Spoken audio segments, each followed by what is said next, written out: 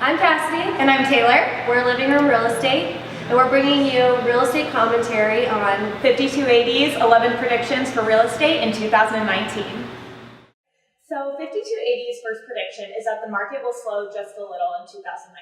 What's your take on that? I'm definitely seeing that. So I've been in the market and it's been rallying since the last 4 years, and this is finally the first spring where I'm feeling like I have the ability to really negotiate for my clients, negotiate on prices and terms, and so it is slowing just a little. It's nothing to freak out about, but I think it's a better place for buyers to be than in previous years. I completely agree. And while it is slowing, I think it's just making the market friendlier to first-time home buyers. 5280's second prediction is that interest rates are going to stay stable around 4%. Where do you see interest rates going? I think 5280 is very accurate in that prediction. For the last 4 years, people have been saying that interest rates are going to go up, and it really feels like that boy who cried wolf.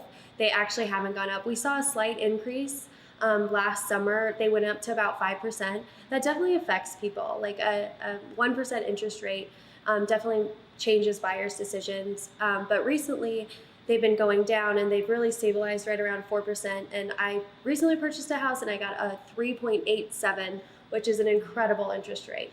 Yeah, and especially with the average home costing about $500,000 in the Denver area, 1% could be the difference of $50,000 over the life of a loan. Yeah, and I probably wouldn't have made the decision to purchase my house if the interest rate would have been higher. It would have been outside of my budget. Yeah, understandable. So 5280 predicts that millennials and boomers are flooding the market and they're competing for the same inventory. Mm-hmm. What are you saying? Yeah, so with millennials, the average millennial is turning 30 in the year 2020. And 30 is typically going to be the year that a lot of people start considering home purchase if they are not buying already. And so in this situation, we are seeing a lot of millennials flooding the market and really piquing their interest. What are you finding? Well, that's kind of our market, so we specialize in it.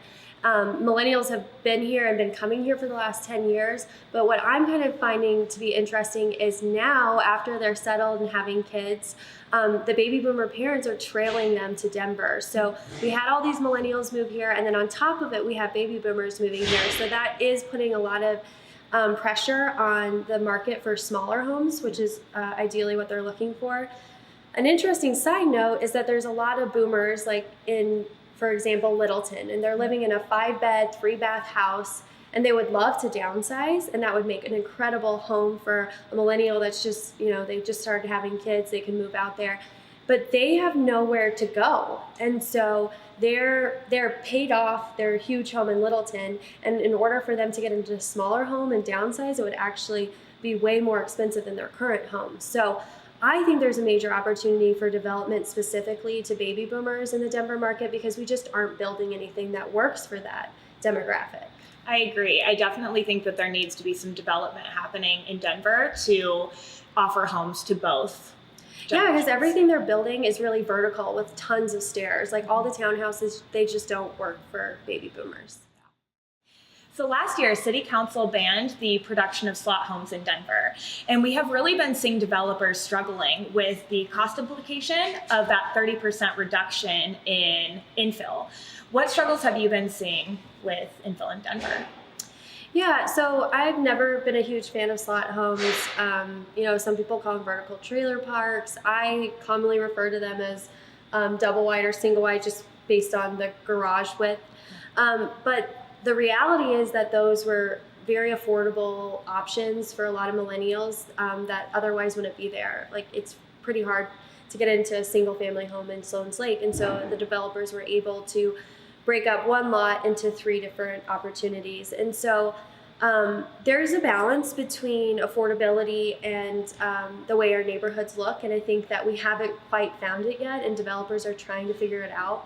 I think it's sad when we are cutting down density. So for example, Modus, who Ben Gearhart was featured in the article, they have been building a really nice product.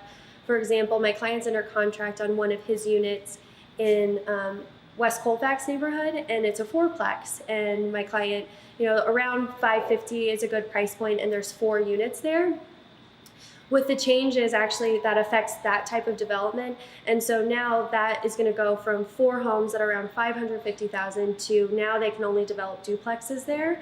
And so that each side of that duplex is going to be probably 800,000 to 900,000. And so that would, those are bigger homes. They're a much bigger price point, and instead of having 4 people, we can only have 2 households. So I do think that we need to figure out a way to accommodate density, and the price point was really working for developers to build slot homes because they could add that much density. So we'll see where it goes.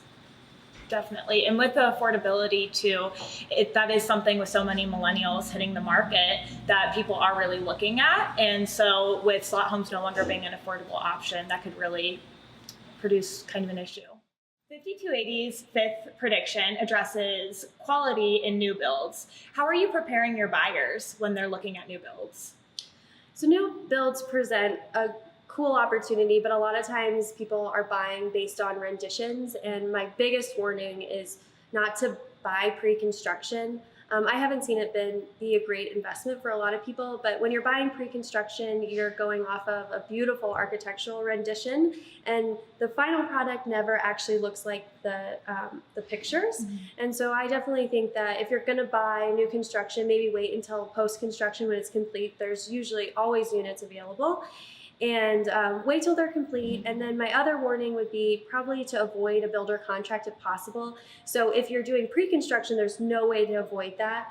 But if the unit's completed, then you can use a Colorado contract. And you recently had experience with a builder contract. Yeah, and I'm so happy that you touched base on that, because especially with a new build contract, it really is it is created in the benefit of the builder. And so your buyer really doesn't have as much protection, whereas with the Colorado contract, that's created to protect our buyers. And so it is really important, if you do have the option of doing a Colorado contract, to be sure to use that and protect them. The builder contract also releases them from a lot of the liabilities in case there were quality issues, then they're really not held accountable. And we've seen new developments gone wrong. Midtown had a lot of problems with formaldehyde beams being installed in a lot of their new homes, which delayed move-ins. And Skyland Village is in my neighborhood, and that delivered almost a year after promised, and people's lives completely changed. So I would recommend just getting into something once construction is done and you can see the final product and it's delivered and ready to move in. That's a great suggestion. The article touches base on 4 different up-and-coming neighborhoods, such as West Colfax, Elyria Swansea, Sun Valley, and even my personal favorite, Athmer Park, where I think a lot of young families are able to get in there at a lower price point, really close to Washington Park and Platt Park, so offers a lot. What up-and-coming neighborhoods are you seeing your buyers interested in? I'm glad that 5280 mentioned Sun Valley and Elyria Swansea. However, those aren't neighborhoods that I would recommend for buyers who are planning to move into their property.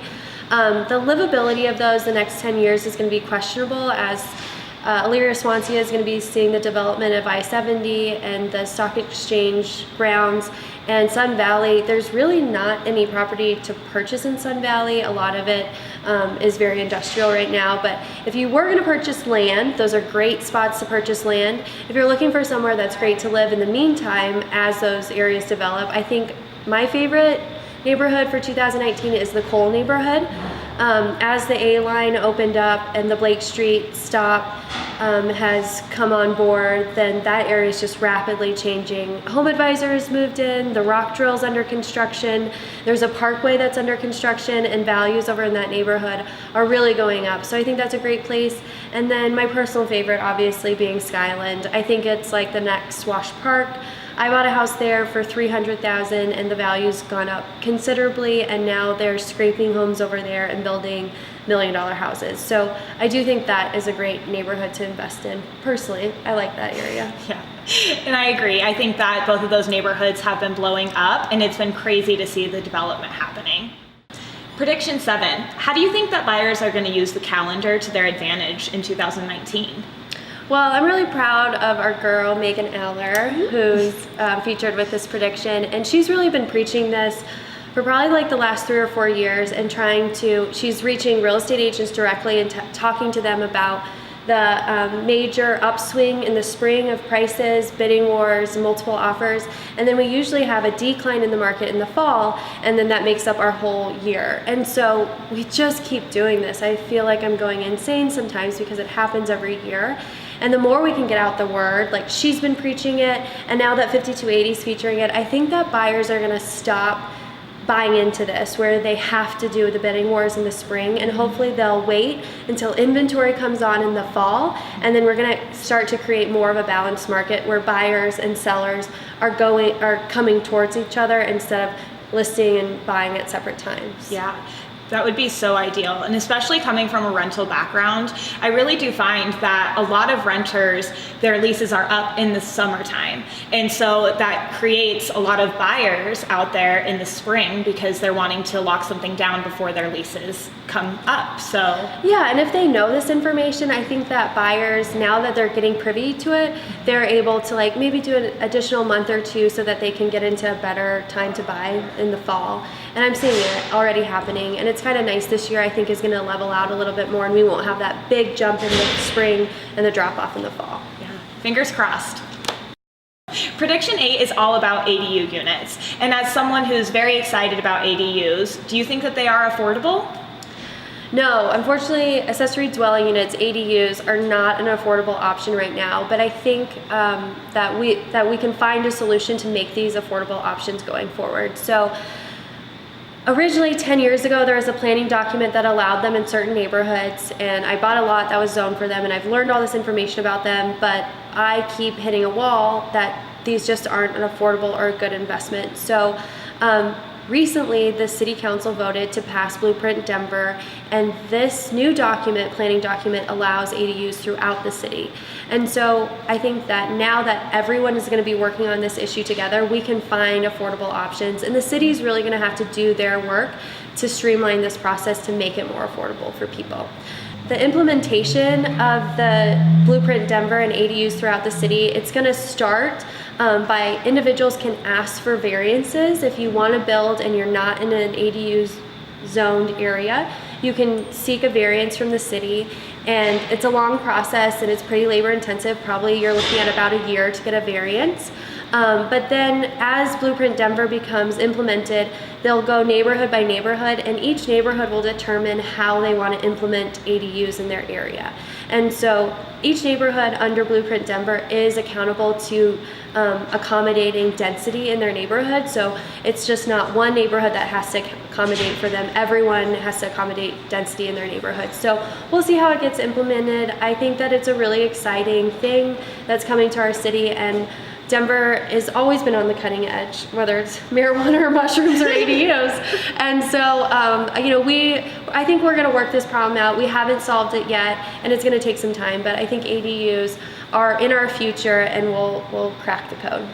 And obviously, ADUs do offer a rental potential to homeowners. Do you think that this is an affordable option for renters? Potentially they could be affordable. Right now it costs about $200,000 to build one of those, so that's not necessarily an affordable unit. If we're focused on affordability, like building an apartment building is a much more affordable option than each individual building an ADU. And individual homeowners aren't developers, and they don't really quite understand development, and so that's where the city comes in and kind of is going to help them through the process of developing ADUs. Great. Prediction number 9 is that 5280 says that a lot of buyers will seek more urban suburbs to call their home. What are you seeing out there? Yes, I have been seeing this, and especially with the light rail going in. So for example, with the Green Valley getting the A line and then Arvada the G line, it's really connecting a lot of these suburbs to Denver proper. And while we do get a lot of buyers that are looking to be right in Denver, having other modes of transportation so people are not fighting the I-70 or I-25 traffic is really opening up the potential for a lot of these neighborhoods. What have you been seeing with your buyers? I agree. I mean, as long as it's near a light rail line, like Inglewood's also very popular, and Lakewood because of the West Line. One thing that I think is pretty interesting is that people just really aren't, or a lot of my buyers aren't really willing to go to Aurora unless they're out at the Anschutz Medical Campus. Until they get good transportation out to that part of the city, I don't see that being very appealing yet. I too have been seeing a struggle with Aurora, but hopefully they will get some transportation out there and we'll be able to connect that part of. Number 10, do you think that technology is going to replace real estate agents in the future? Well, I think no. I mean, there's so much value that we provide as real estate agents. I don't think that technology is going to come in and really disrupt the industry yet. They talked about a few different companies, Rex and Zillow, but one company that they failed to mention was Compass, and I think that's the most interesting technology real estate partnership that I've seen. So what happened with Compass is that they originally started out as a solely tech company, and they had a really great application for real estate agents, and they realized like they weren't able to use it. So they took their technology into a traditional brokerage model, and they have blown up. So I think it's really the combination of technology plus traditional real estate agents that's going to be the winning combination. I don't think that real estate agents can exist without technology, and I don't think that technology and real estate can exist without agents. So I think there is a lot of, it's a partnership, it's not one or the other. And I think especially with clients, I think having that face-to-face interaction is something that they really do love. So having an agent there to support is sometimes very beneficial. Right, and there's a lot of things with technology that, like Zillow can't recognize the condition of a property, they only see the numbers. So they can see the bed, bath count, square footage, but they can't look at it and say, oh my gosh, that needs $100,000 of work. They also can't identify location and a lot of things that are just like a human can determine those things. Yeah. So our last prediction, number 11, is that the development of apartments will continue to flourish in Denver. And you come from the leasing background. What are you seeing as far as apartments? I think apartments offer a really great landing spot for people that are coming to the Denver area. It allows them to not only establish where they're at in their careers, but then also have a better understanding of neighborhoods that they would eventually like to purchase in. So a lot of people that are coming, it's kind of intimidating to them to just come and immediately purchase a home. So by renting apartments, it really does give them the flexibility to learn exactly where they want to end up. Yeah, absolutely. And I would just caution any buyers, because there are so many apartments being built in Denver, I would try to diversify and not try to compete with them because they're very amenity rich. So right now I don't think condos are the best investment just because the apartment building right next door is they might start offering a few months free rent, and if you own the condo next door, then you don't really have the ability to do that. So I would consider like a single family or something with a yard to diversify yourself and create a different kind of product so you don't have to compete against the apartment buildings when making a real estate investment. And there's a huge demand in Denver for properties that have yards just because we have such a bunch of dog lovers here. So everyone moves to Colorado and gets a dog. Yeah, so anyway, I just don't think condos are the best investment right now.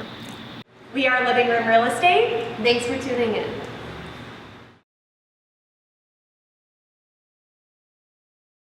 Can we do a blooper of us rolling in the cart away? We should honestly. Roll out. Okay. There are neighborhoods that Article mentions.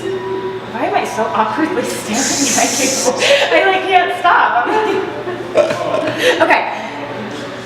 No. Okay. West Colfax. Yep. Illyris one. Do you think that I can leave it, cut it from there, and then just keep going? Okay. So in those 4 neighborhoods that they. Oh my God! Stop. Okay. Camera's rolling. Let's see who's rolling. 30 Okay. minutes my ass. Action. Okay, start over. I don't even know what I'm saying. No, that's good. Oh, really? Okay. Yeah. Prediction Okay. number 8 is. Park. You can remember. Oh, I got it. She's ready. Yeah. Ansia and Athmore Park, which is one of my personal favorites. I really think that Athmore Park offers a lot. I was on a roll. I just. Sorry. It's insane. Like, It's like, are you? did you know that they were moving while we were filming? Very convenient. Do I have to re-say them now? Yeah. Where's the squeaky car? Okay. The article addresses 4.